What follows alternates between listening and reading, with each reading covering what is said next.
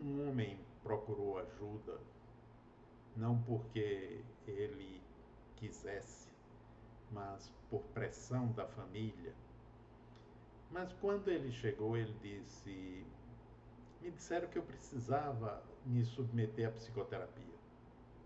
E me disseram isso alegando que eu sou um cavalo batizado. Eu não acho que eu seja ignorante, rude, grosseiro, mas minha família, amigos, alguns parentes, aqueles que têm maior proximidade comigo, já de diferentes formas me disseram a mesma coisa. Então, se algumas pessoas estão me dizendo a mesma coisa, pode ser que tenha algo de verdade. E aí, por isso que eu vim. E ele iniciou a psicoterapia e terminou percebendo que ele realmente era franco a ponto de se tornar rude, grosseiro. E aí foi fazendo um esforço, na medida em que ele tomou consciência, para mudar, continuar sendo franco, mas não aquela faca afiada. Então, ele tinha consciência disso? Não, ele não tinha. Ele era completamente inconsciente disso? Não, também não. Uma parte dele já desconfiava. Tanto que ele aceitou o alvitre da família e buscou a psicoterapia.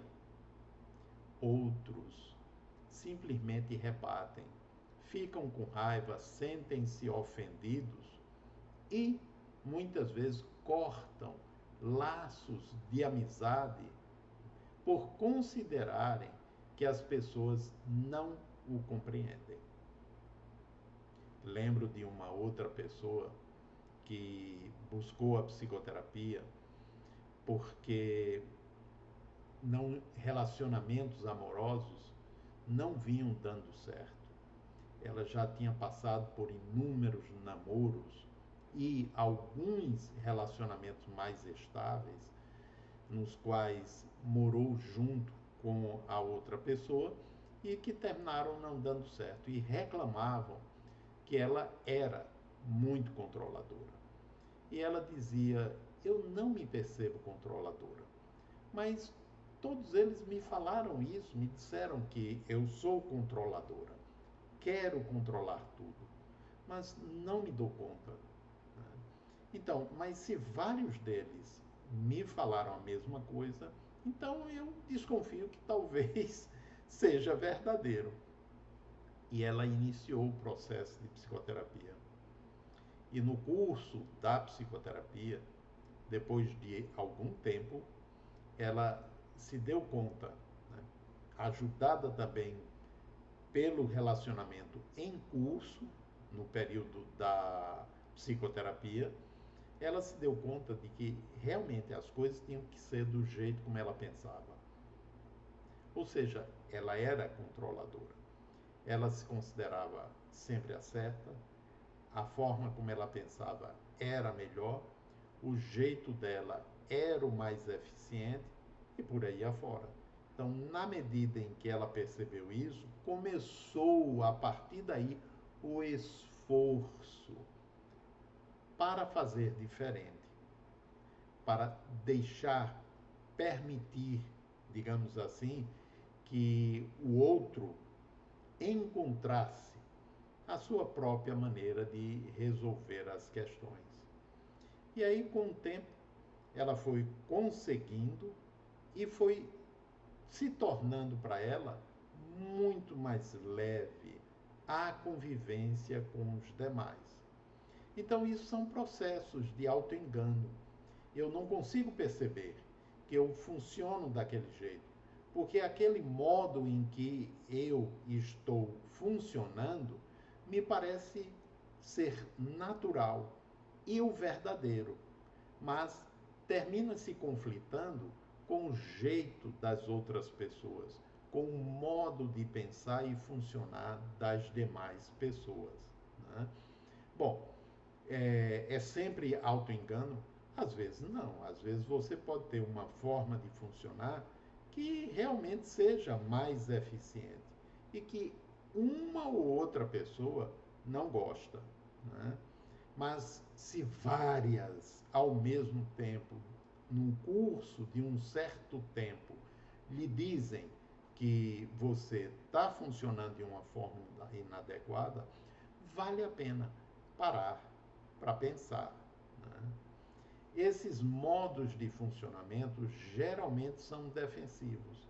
Eu posso, por exemplo, acreditar que a minha maneira é a mais eficaz, é a mais eficiente. Então, se eu acredito nisso, eu não vou dar margem, né? Não vou querer correr o risco que um outro faça, porque não vai fazer tão bem quanto eu faço.